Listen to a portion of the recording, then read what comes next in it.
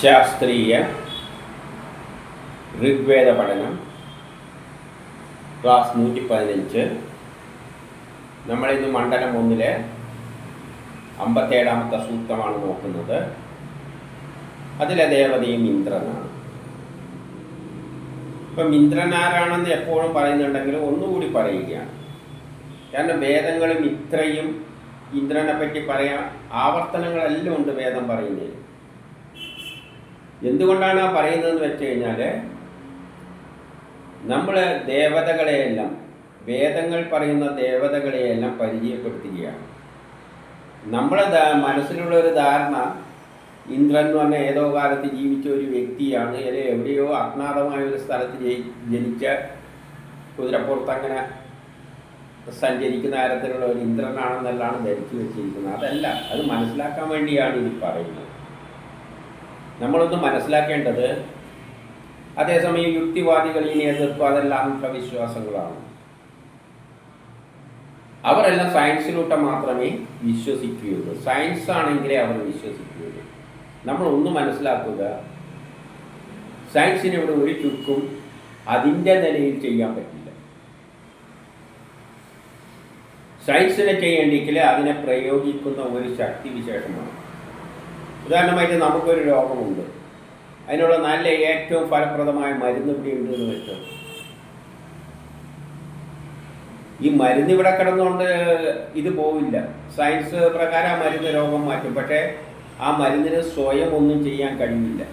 അതിൻ്റെ പ്രയോഗിക്കുമ്പോൾ അവിടെ ചെയ്യുക, അല്ലാതെ ഇവിടെ മരുന്ന് വെച്ചുകൊണ്ട് അതൊന്നും ചെയ്യില്ല. അതിനെന്ത് വേണം? ആളെടുത്തിട്ട് കുടിച്ച് അകത്തേക്ക് കൊടുക്കണം, വെള്ളവും കൊടുക്കണം, അപ്പോൾ അതിൻ്റെ കർമ്മം ചെയ്യുക. അത്ര മാത്രമേ സയൻസിൻ്റെ പ്രാധാന്യം വരുന്നുള്ളൂ. പക്ഷെ ഇത് പ്രയോഗിക്കുന്ന ഒരു തത്വമുണ്ട്. അതിനാണ് അത്തരം ഫലങ്ങൾ നമ്മൾ കാര്യത്തിലെടുക്കുന്നില്ല. കാരണം പക്ഷേ അത്തരം ഫലങ്ങളാണ് ലോകത്തെ തന്നെ മുന്നോട്ടേക്ക് കൊണ്ടുപോകുന്നത്.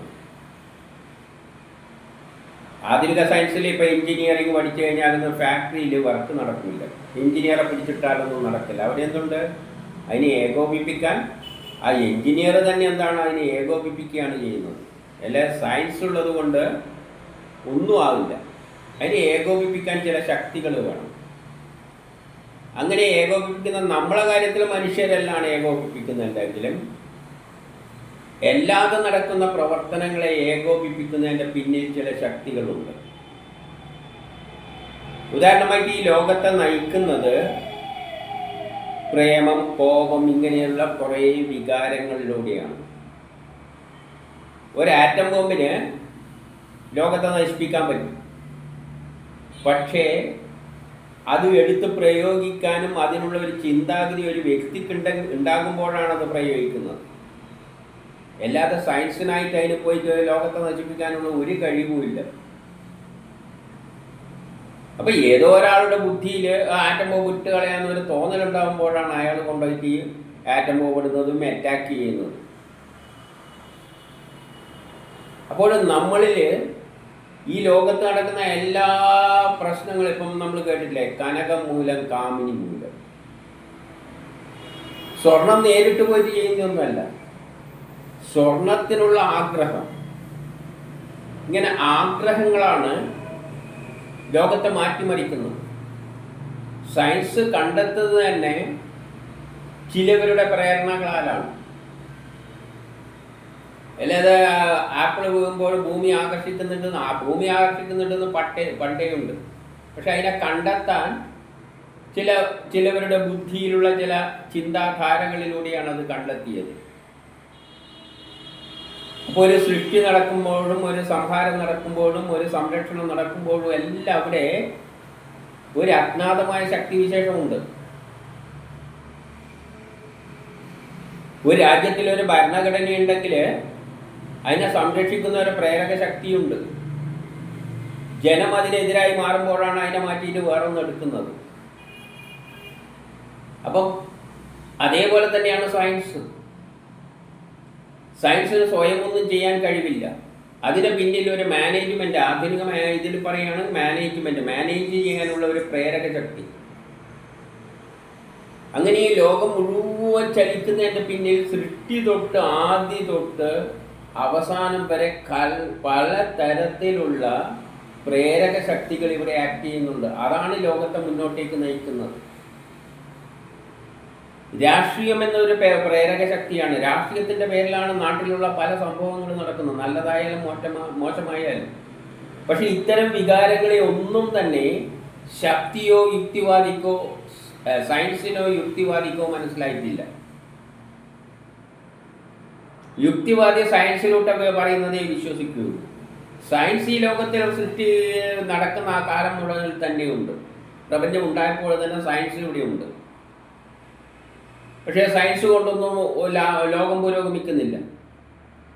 ഇപ്പം ഇവിടെ ഈ നാട്ടിൽ തന്നെ റോക്കറ്റ് ഉണ്ടാക്കാനും മറ്റേ സ്വന്തമായിട്ട് എല്ലാം ഉണ്ടാക്കാനുള്ള അറിവുള്ള ആളുണ്ട്, സയൻസും ഉണ്ട്.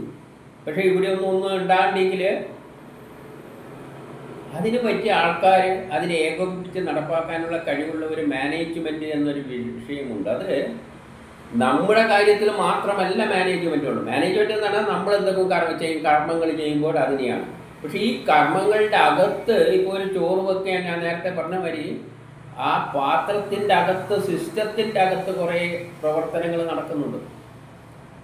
അത് സയൻസ് തന്നെയാണ് അതിൻ്റെ പിന്നിലെങ്കിലും, ഇപ്പം സയൻസും രാഷ്ട്രീയം തന്നെയാണെങ്കിലും അതിൽ നിന്ന് പ്രേരിപ്പിക്കുന്ന ഒരു ശക്തി വിശേഷം മനുഷ്യരെ എല്ലാം ഏകോപിപ്പിച്ച് അതിൻ്റെ പിന്നെ കുറേ പേരെയെങ്കിൽ ഏകോപിപ്പിച്ച് അതിൻ്റെ പിന്നാലെ ഓടിക്കുന്നുണ്ട്.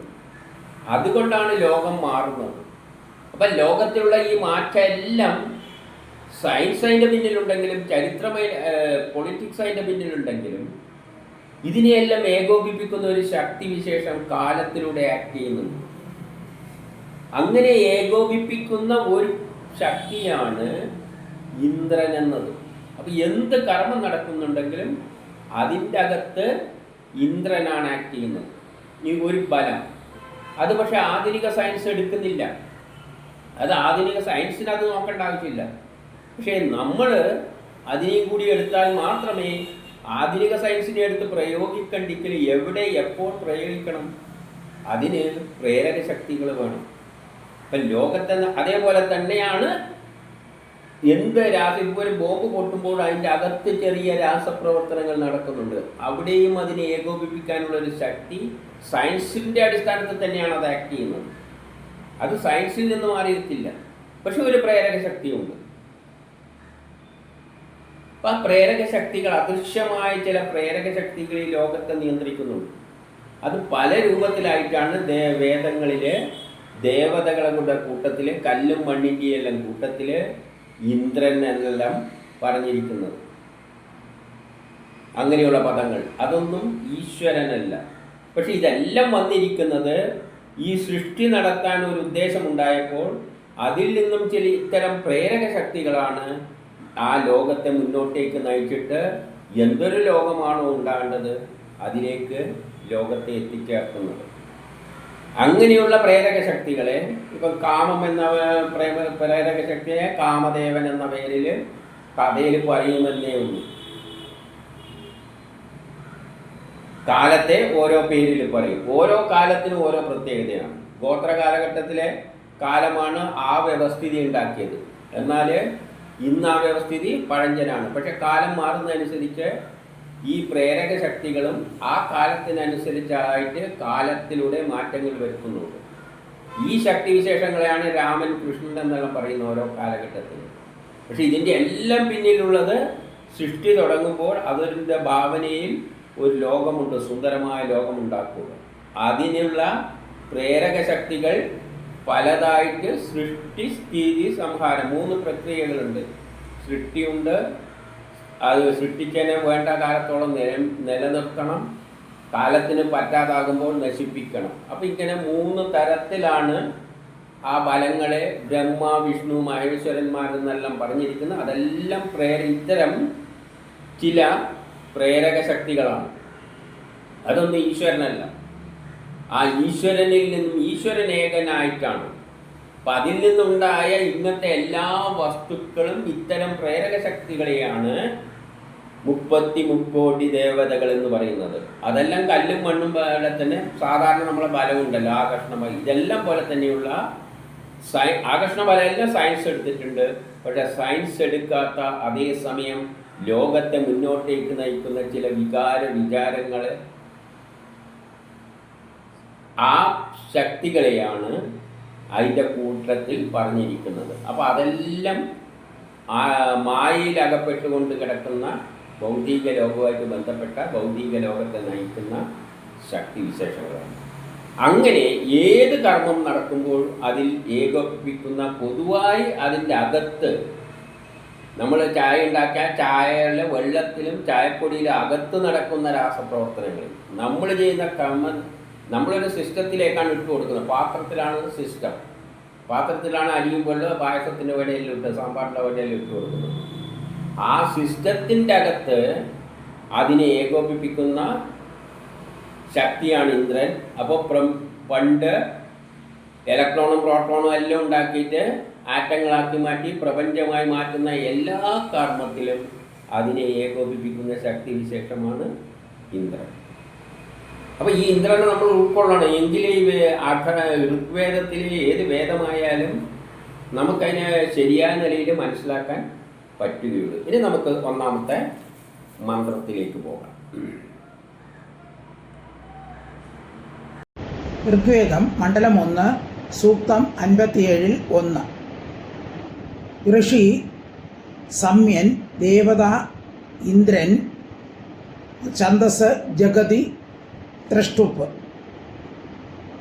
പ്രമംഹിഷ്ഠായ ബൃഹദ്രയേ സത്യസുഷ്മായ തപസേ മദിംഭരേ അപാമിവ പ്രവണേ യസ്യ ദുർധരം രാഗോ വിശ്വായു ശവസേ അപാവൃതം. ദാനിയും ധനികനും പരാക്രമിയും വൃദ്ധി പ്രാപിച്ചിരിക്കുന്നവനുമായ ഇന്ദ്രനെ ഞാൻ നമസ്കരിക്കുന്നു.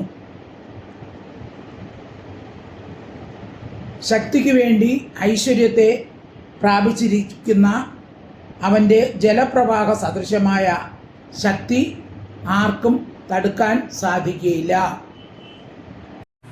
ഇവിടെ ഏറ്റവും വലിയ ദാനിയാണ് എന്ന് പറയുകയാണ്. നമുക്ക് വേണ്ട സാധനങ്ങളെല്ലാം തരുന്നത് ഇന്ദ്രനാണെന്ന് പറയുകയാണ്. അതായത് പ്രപഞ്ചം ഉണ്ടായപ്പോൾ ഇലക്ട്രോണ് പ്രോട്ടോൺ ഇതെല്ലാം ഉണ്ടായി, ആറ്റങ്ങൾ ഉണ്ടായി, എല്ലാം നമ്മളെ തന്നെ ഉണ്ടാക്കിയത് പിന്നിൽ പ്രവർത്തിക്കുന്ന ശക്തി വെച്ചിട്ട് അവയെ ഏകോപിപ്പിച്ച് മാറ്റിത്തരുന്ന ഒരു വീടുണ്ടാക്കുമ്പോൾ മേസ്ത്രിയാണ് നമുക്ക് വീടാക്കിയിട്ട് തരുന്നത്. അതുപോലെ എല്ലാത്തിനെയും ഏകോപിപ്പിക്കുന്ന ശക്തി ആയതുകൊണ്ടാണ്, അതാണ് വലിയ ദാനി. ഈ പ്രപഞ്ചത്തിൽ എന്തെല്ലാം ഉണ്ടോ അത് അതിൻ്റെ കർമ്മഫലമായിട്ട് നമുക്ക് കിട്ടിയതാണ്. വലിയ ധനവാനാണ്. ഏറ്റവും അധികം ഈ സമ്പത്തെല്ലാം ഈ പ്രപഞ്ചത്തിലുള്ള എല്ലാ സമ്പത്താണ്, അതെല്ലാം ഉണ്ടായിരിക്കുന്നതും ആ ഇന്ദ്രനാണ്. പരാക്രമിയാണ്. അപ്പോൾ ഈ ലോകത്തിലുള്ള ഇത്തരം കാര്യങ്ങളെല്ലാം ഉണ്ടാക്കുമ്പോൾ പരാക്രമം തന്നെയാണ്. കാരണം ഈ പ്രപഞ്ചം മുഴുവൻ ഉണ്ടാക്കുന്നതിൻ്റെ പിന്നിലൊരു ശക്തി സയൻസിലൂടെ വർക്ക് ചെയ്തിട്ടുണ്ട്. ആ ശക്തി വളരെ പരാക്രമിയാണ്. അതാണ് ഈ കാട്ടിക്കൂട്ടിയ എല്ലാം. ആ ഇന്ദ്രനെ ഞാൻ നമസ്കരിക്കുന്നു. അപ്പോൾ ഈ ഇന്ദ്രനെ നമ്മൾ ഇങ്ങനെയൊരു ശക്തി വിശേഷത്തെ നമ്മൾ മനസ്സിലാക്കണം. യാതൊരു ശക്തിക്ക് വേണ്ടി, അപ്പം നമുക്ക് എന്തെങ്കിലും ശക്തിയെല്ലാം വേണ്ടിക്കിൽ ഇന്ദ്രനെ ആശ്രയിക്കണം. അപ്പം ഇന്ദ്രനാണ് നമുക്ക് ശക്തി നൽകുക. ഇപ്പം വൈദ്യുത ശക്തി നമുക്കുണ്ട്. വൈദ്യുതി എല്ലാ എഞ്ചിനുകൾ അല്ലെങ്കിൽ ചില മെഷീനുകൾ നമുക്ക് വേണ്ടി കർമ്മം ചെയ്യുന്നു. അതിൻ്റെ അകത്തെല്ലാം നടക്കുന്ന സയൻസിൻ്റെ അടിസ്ഥാനത്തിലുള്ള പ്രവർത്തനങ്ങളെ ഏകോപിപ്പിക്കുന്നതാണ് ഇന്ദ്രൻ. അത് നമുക്ക് ഐശ്വര്യത്തിലൂടെ പ്രകാശിക്കും, നമുക്ക് ഐശ്വര്യം നൽകും. പ്രകാശിക്കുക എന്ന് പറയുമ്പോൾ അത് പ്രകാശിക്കുമ്പോഴാണ് നമുക്ക് തെളിച്ചം കിട്ടുന്നത്, ഐശ്വര്യം കിട്ടുന്നത്. അവൻ്റെ ജലം പോലെയുള്ള ശക്തിയെ ആർക്കും തടുക്കുവാൻ പറ്റില്ല. അപ്പോൾ ലോകത്തിൽ എന്തെല്ലാം കാര്യങ്ങൾ ഉണ്ടാകുമോ, അതിന് ഉണ്ടാകേണ്ട വസ്തുക്കളുണ്ടോ, അതിനെ ഒന്നും തടുക്കാൻ ആർക്കും പറ്റില്ല. അപ്പം നമ്മളെ കൊണ്ടെല്ലാം പ്രേരിപ്പിക്കുമ്പോൾ ആ കർമ്മത്തെ പൂർത്തീകരിക്കുന്നത് ഇന്ദ്രനാണ്. നമ്മൾ എന്തെങ്കിലും ഒന്ന് ചെയ്യുകയാണെങ്കിൽ അതിനെ പൂർത്തീകരിക്കുന്ന ശക്തി ഇന്ദ്രനാണ്. നമ്മൾ സയൻസിലൂടെയല്ലേ ചെയ്യുള്ളൂ. സയൻസിലൂടെ ചെയ്ത് കഴിഞ്ഞാൽ പിന്നെ ഇന്ദ്രനെ അത് തടുക്കാനൊന്നും ആർക്കും പറ്റില്ല. നമ്മളിപ്പോൾ കുറച്ച് പേപ്പർ ഇട്ടിട്ട് കത്തിക്കാൻ നോക്കിക്കഴിഞ്ഞാൽ ഇന്ദ്രൻ അത് കത്തിച്ച് ഭസ്മമാക്കുക തന്നെ ചെയ്യും. അതിനെ തടുക്കാൻ വേറൊരു ശക്തിക്കും ആവില്ല. കാരണം ഇതിൻ്റെ തരത്തിൽ സയൻസിൻ്റെ അടിസ്ഥാനത്തിൽ സയൻസിനെതിരായിട്ട് വല്ലതും ചെയ്യുമ്പോൾ അവിടെ ആക്ട് ചെയ്യുന്നത് ഇന്ദ്രൻ തന്നെയാണ്. ഇപ്പം വെള്ളം കൊണ്ടൊഴിക്കുകയാണെങ്കിൽ അവിടെയുള്ള സയൻസ് എന്താണ്? വെള്ളത്തിന് തീയെ കെടുത്താൻ പറ്റും. അപ്പോൾ അവിടെ ഇന്ദ്രൻ കയറിയിട്ട് വെള്ളത്തിൻ്റെ പക്ഷത്ത് നിന്നുകൊണ്ടാണ് തീയെ കെടുത്തുക. അപ്പോൾ അവിടെ തീനെക്കാട്ടി ശക്തി. അപ്പോൾ ഇവിടെ എല്ലാ ശക്തി ആർക്കാണ്? വെള്ളത്തിനാണോ തീക്കാണോ എന്ന് ചോദിച്ചു കഴിഞ്ഞാൽ ശക്തി ആയിരിക്കാണ്? ആ ഇന്ദ്രനാണ്. സയൻസിൻ്റെ അടിസ്ഥാനത്തിൽ എന്താണോ നടക്കേണ്ടത് അത് ഇന്ദ്രൻ സാധിപ്പിച്ചു കൊടുക്കും. ഇനി 2 ഋഗ്വേദം മണ്ഡലം 1 സൂക്തം 57-2 അധതേ വിശ്വമനു ഹാസദിഷ്ഠയ ആപോ നിമ്നേവ സവനാഹ വിഷ്മദാ യത് പർവ്വതേന സമശീത ഹര്യത ഇന്ദ്രസ്യ വജ്രസ്നദ്ധ്യാ ഹിരണ്യയാം. ഇന്ദ്രൻ്റെ മാരകമായ വജ്രായുധം പ്രഹരിക്കുന്ന സമയത്ത് ഉറങ്ങിക്കൊണ്ടിരിക്കുന്നില്ല.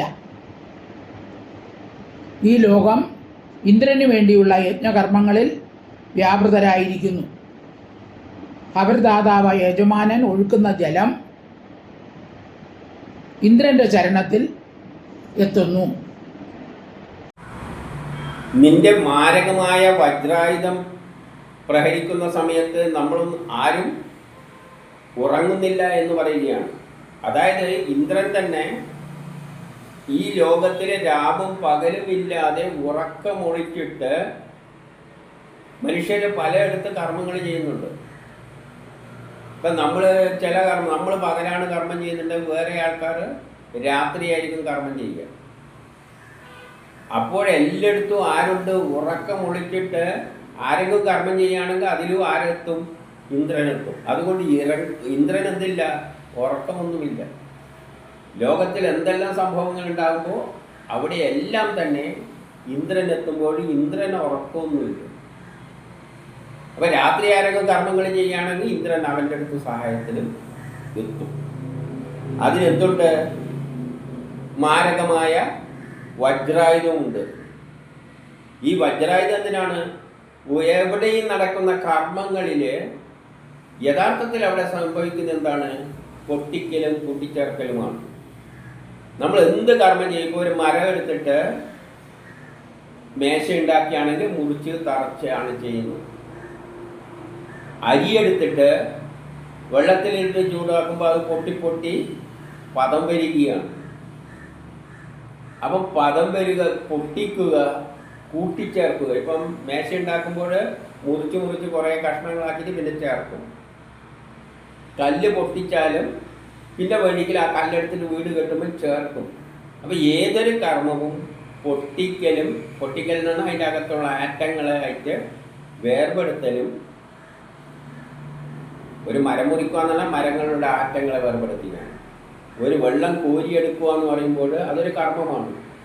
ആ വെള്ളം ഒന്നിച്ചേർന്നിരിക്കുന്ന വെള്ളത്തിൽ നിന്ന് കുറേ ആറ്റങ്ങളെ പൊട്ടിച്ച് വേർതിരിച്ചിട്ടാണ് ആ വെള്ളത്തിൻ്റെ കുറച്ച് ഭാഗം പൊട്ടിച്ചെടുക്കുന്നത്.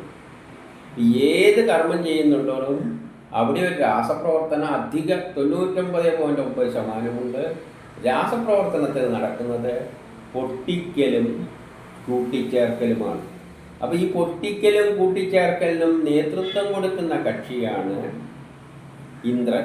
അപ്പോൾ ഇന്ദ്രന് നല്ല ഒരു ആയുധം വേണം. അതുകൊണ്ട് കഥയിൽ വജ്രായുധം, കാരണം എല്ലാത്തിനെയും പൊട്ടിക്കാനുള്ള കഴിവുള്ളത് ഹാർഡായ വസ്തു വജ്രമായതുകൊണ്ട് ഇന്ദ്രന് വജ്രായുധമുണ്ട് എന്ന് പറയുകയാണ്. അത് വെച്ചിട്ട് അതിൻ്റെ കർമ്മത്തെ ആർക്കും അത് ഉറങ്ങാതെ കർമ്മം ചെയ്തുകൊണ്ടിരിക്കുകയാണ്. ഈ ലോകം നിനക്ക് വേണ്ടിയുള്ള കർമ്മങ്ങളിൽ മുഴുകിയിരിക്കുകയാണ്. അതാണ് കർമ്മം ചെയ്യുന്നത്. അത് കർമ്മം ചെയ്യുമ്പോൾ നമ്മൾ അതിന് വേണ്ട സാധനങ്ങളെല്ലാം കൊണ്ട് കൊടുക്കുകയാണ്. അതിന് ചോറുണ്ടാക്കണ്ടെങ്കിൽ നമ്മൾ അരിയും വെള്ളവും അതിന് കൊണ്ട് കൊടുക്കും. അപ്പോൾ അതിന് ഓരോ കർമ്മം ചെയ്യണം. ലോകത്ത് മുഴുവൻ എന്തെല്ലാം കർമ്മങ്ങൾ ചെയ്യുന്നുണ്ടോ അതിന് വേണ്ട സാധനങ്ങൾ അറേഞ്ച് കൊടുക്കുക മാത്രമേ നമ്മൾ ചെയ്യുന്നുള്ളൂ. ബാക്കിയെല്ലാം അത് നോക്കിക്കോളൂ. അപ്പം ലോകത്തിലുള്ള എല്ലാ കർമ്മത്തിലും ഇന്ദ്രൻ വ്യാപൃതനായിരിക്കുകയാണ്.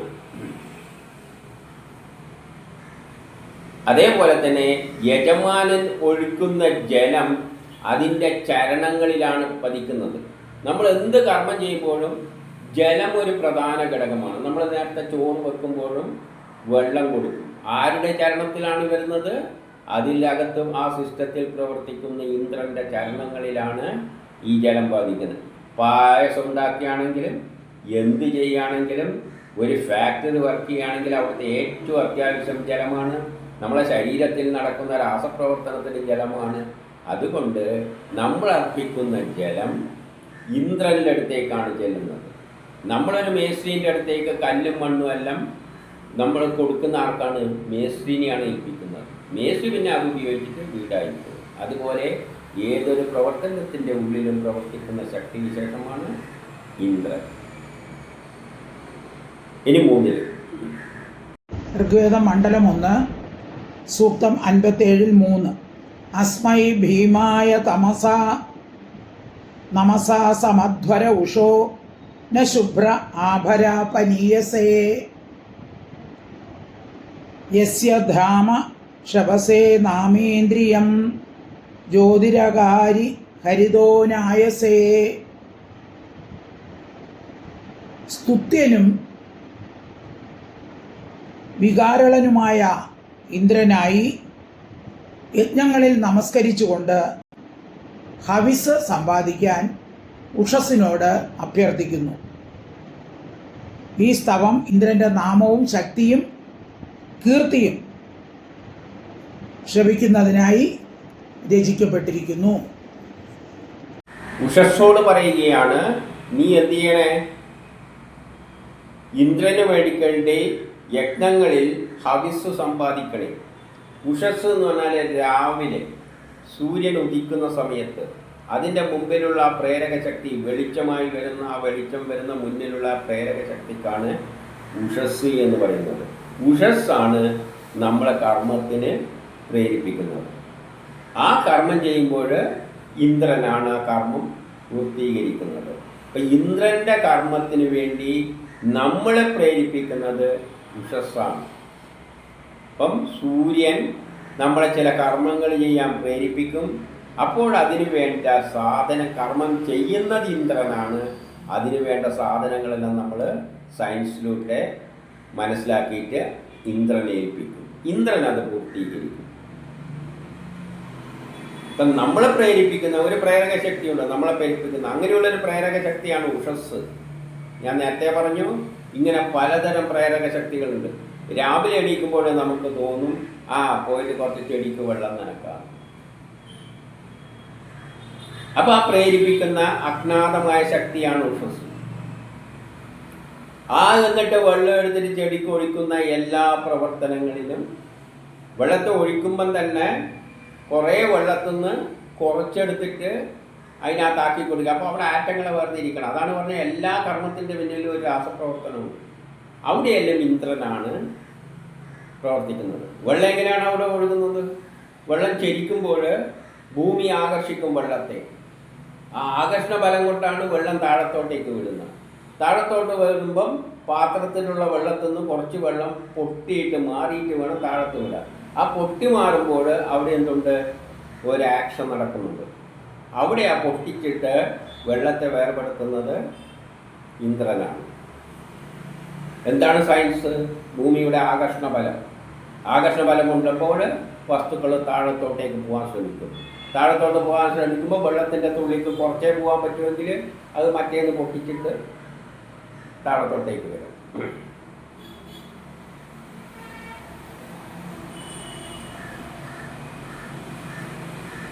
എന്നിട്ട് ഈ സ്തോത്രങ്ങളെല്ലാം ഇന്ദ്രന്റെ നാമവും ശക്തിയും കീർത്തിയും ശ്രവിക്കുന്നതിനാണ് രചിക്കപ്പെട്ടിരിക്കുന്നത്. ഇവിടെയുള്ള എല്ലാ സ്തോത്രങ്ങളും സയൻസുകളും ആർക്ക് വേണ്ടിയാണ് രചിച്ചിരിക്കുന്നത്?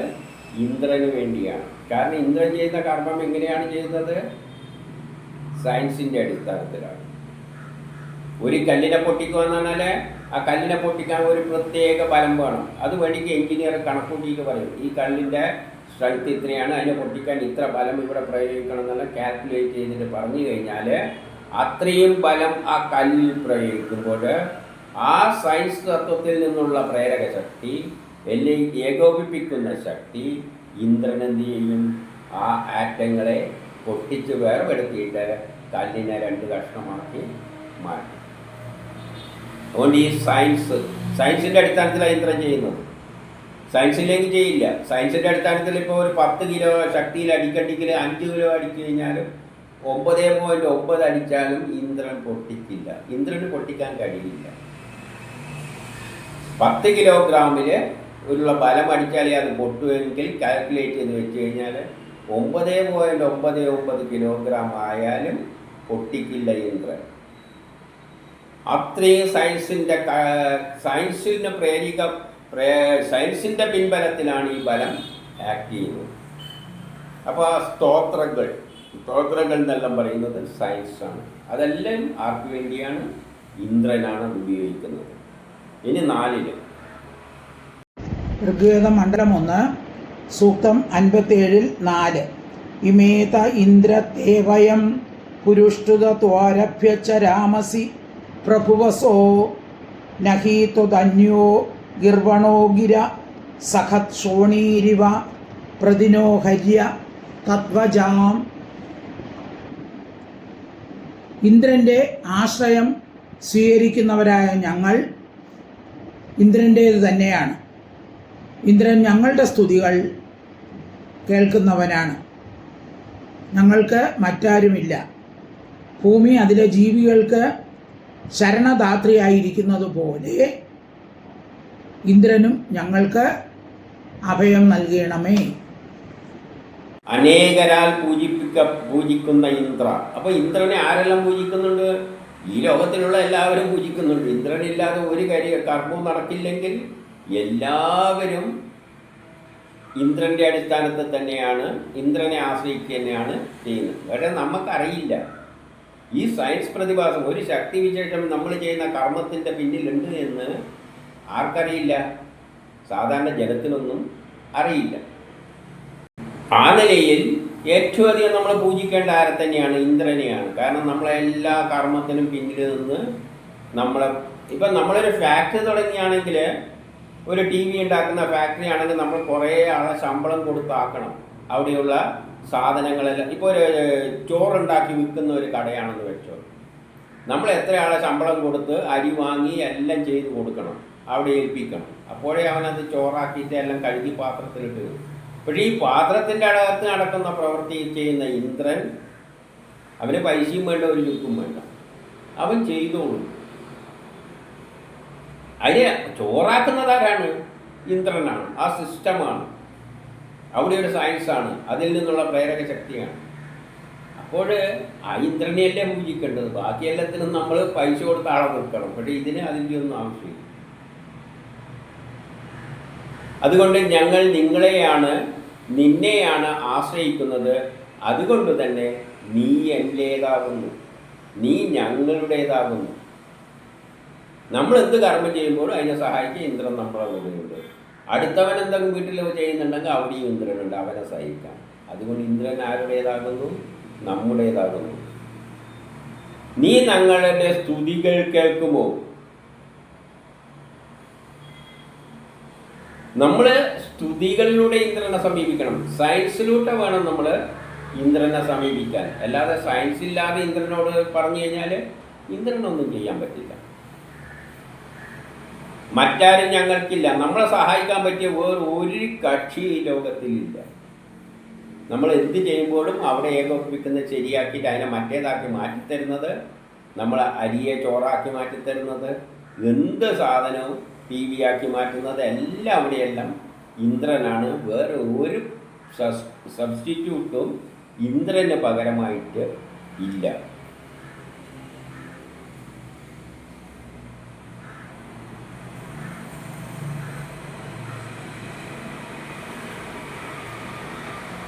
അതുകൊണ്ട് ഇന്ദ്രനോട് പറയാണ്, ഞങ്ങൾക്ക് നീ അഭയം നൽകുക, നമ്മുടെ എല്ലാ കർമ്മത്തിനും സഹകരിച്ചുകൊണ്ട് നമ്മളെ രക്ഷിക്കുക. ഏതുപോലെ ഭൂമി അതിലെ ജീവജാലങ്ങളെ എല്ലാം സംരക്ഷിക്കുന്നത്. ഭൂമിയാണ് ഈ ജീവജാലങ്ങൾക്കെല്ലാം പ്രൊട്ടക്ഷനായി നിൽക്കുന്നത്. അതുപോലെ നീ ഞങ്ങളുടെ എല്ലാ കർമ്മത്തിനും പ്രൊട്ടക്ഷനായിട്ട് നിൽക്കണമേ. ഇനി 5. ഋഗ്വേദം മണ്ഡലം 1 സൂക്തം 57-5. പൂരിത ഇന്ദ്ര വീര്യം തവ സമസ്യ സ്വസ്തോതുർ മഖവൻ കാമമാപൃണ അനുതേ ദൗർബൃഹതി വീര്യം മമ ഇയം ച തേ പൃഥ്വി നേമ ഓജസേ. ഇന്ദ്രൻ സ്തോതാവിൻ്റെ അഭീഷ്ടം പൂർണ്ണമാക്കുന്നു. അവൻ അത്യധികം ബലവാനാണ്. ആകാശം ഇന്ദ്രൻ്റെ ശക്തിയെ അംഗീകരിക്കുന്നു. ഭൂമി ഇന്ദ്രൻ്റെ മുമ്പിൽ കുമ്പിട്ട് നിൽക്കുന്നു. ധനം നൽകുന്ന ഇന്ദ്രനോട് പറയുകയാണ്. കാരണം നമ്മൾ എന്ത് കർമ്മം ചെയ്താലും അത് വിറ്റ് കാശാക്കാൻ വേണ്ടിയായിരിക്കും ചിലപ്പോൾ. അപ്പോൾ ഇന്ദ്രനോട് പറയുകയാണ് സ്തോതാവിൻ്റെ അഭിഷ്ടം, അതായത് സ്തുതിച്ചുകൊണ്ട് നിന്നെ സമീപിക്കുന്ന ആരുടെയും ആഗ്രഹം നീ പൂർണ്ണമാക്കൂ. പലവരും നിന്നെ സമീപിക്കും ശാസ്ത്രത്തിൻ്റെ അടിസ്ഥാനത്തിൽ. അപ്പോൾ ആ പ്രവൃത്തികൾ നീ സാധിപ്പിച്ചു കൊടുക്കൂ. നീ വലിയ ബലവാനാണല്ലോ. കാരണം നിന്നെക്കാട്ടിയും ബലമുള്ള ആരും ഈ ലോകത്തിലില്ല. അപ്പം നീ വിചാരിച്ചാൽ നടക്കാതെ ഒരു കാര്യവുമില്ല. അതുകൊണ്ട് നീ അവൻ്റെ ആഗ്രഹങ്ങൾ സാധിച്ചു കൊടുക്കൂ. ആകാശം നിന്റെ ശക്തിയെ അംഗീകരിച്ചിരിക്കുന്നു. എന്തുകൊണ്ട്? ആകാശം എന്ന് പറഞ്ഞാൽ ഈ പ്രപഞ്ചം, ഇത്രയും വലിയൊരു പ്രപഞ്ചം 7 ലോകങ്ങൾ ഉണ്ടാക്കിയതിൻ്റെ പിന്നിൽ ആക്ട് ചെയ്ത ആ കർമ്മങ്ങളെ ഏകോപിപ്പിച്ച ശക്തിയാണ് ഇന്ദ്രൻ. അതുകൊണ്ട് ആകാശത്തിന് നിന്റെ മഹിമ അറിയാം. അതുകൊണ്ട് ഭൂമിയും നിന്റെ മുന്നിൽ കുമ്പിടും. ഭൂമി പോലും നിന്റെ മുമ്പിൽ കുമ്പിടും. കാരണം ഭൂമിയെ ഈ രൂപത്തിലൊരു ഭൂമി ഉണ്ടാക്കിയത്, ആറ്റങ്ങളെയെല്ലാം കൂട്ടിച്ചേർത്തിട്ട് ഇതേ തരത്തിലുള്ളൊരു ഭൂമി ഉണ്ടാക്കിയത് ആ ശക്തിയാണ്. ഭൂമി പോലും നിന്റെ മുമ്പിൽ കുമ്പിടും. ഇനി 6. ഋഗ്വേദം മണ്ഡലം 1 സൂക്തം 57-6. ത്വം തം ഇന്ദ്ര പർവ്വതം മഹാമുരും വജ്രേണ വജ്രിൻ പർവശശ്ച കർത്തിധാ അവാസൃജോ നിവൃത സർതവ അപസത്ര വിശ്വം ദദിഷേ കേവലം സഹ. വജ്രായുധധാരിയായ ഇന്ദ്രൻ ഭയങ്കരനായിരിക്കുന്ന വൃത്രനെ ഖണ്ഡം ഖണ്ഡമായി വധിച്ച് ജലം വർഷിക്കുവാൻ അനുവദിച്ചു. ഇന്ദ്രൻ തീർച്ചയായും മഹാശക്തിമാൻ തന്നെ. നീ ഭയങ്കര ശക്തിയുള്ളവനാണ്. നീ എന്ത് ചെയ്ത്? ഭയങ്കരനായിരിക്കുന്ന നീ വൃത്രാസുരനെ വധിച്ചിട്ട് ഇവിടെ മഴ പെയ്യിപ്പിക്കുവാൻ വേണ്ടി ശ്രമിച്ചു. ആകാശത്തിലെ മേഘങ്ങളുണ്ട്, അത് കൂടിച്ചേരുമ്പോഴാണ് മഴയായി പെയ്യുന്നത്. പക്ഷേ അത് കൂടിച്ചേരുവാൻ എതിർപ്പായിട്ട് നിൽക്കുന്ന ശക്തിക്കാണ് വൃത്രാസുരൻ എന്ന് പറയുന്നത്. വൃത്തം എന്ന് പറയാൻ കാരണം ആറ്റങ്ങളാണ് വേർപെട്ടിട്ട് കൂടിച്ചേരുമ്പോഴെല്ലാം മഴയായി പെയ്യുന്നത്. അതുകൊണ്ട് അതിന് വൃത്രാസുരൻ, എതിർക്കുന്ന ശക്തി. മഴ ഉണ്ടാകുന്നതിനെ എതിർക്കുന്ന ഒരു ശക്തി അവിടെയുണ്ട്. അതാണ് മേഘങ്ങളെ മാറ്റി നിർത്തുന്നത്. അപ്പോൾ മഴ പെയ്യേണ്ട സമയത്ത് ഇന്ദ്രൻ ചെന്നിട്ട് ആ ശക്തിയെ, every action there is equal and opposite reaction, ആ തത്വപ്രകാരം ആ ശക്തിയെ മാറ്റിയിട്ട് മേഘങ്ങളെ കൊണ്ട് ചേർപ്പിച്ചിട്ട് മഴയായിട്ട് പെയ്യിക്കുന്നു. അതുകൊണ്ട് നീ മഹാശക്തിമാൻ തന്നെ ആണ്.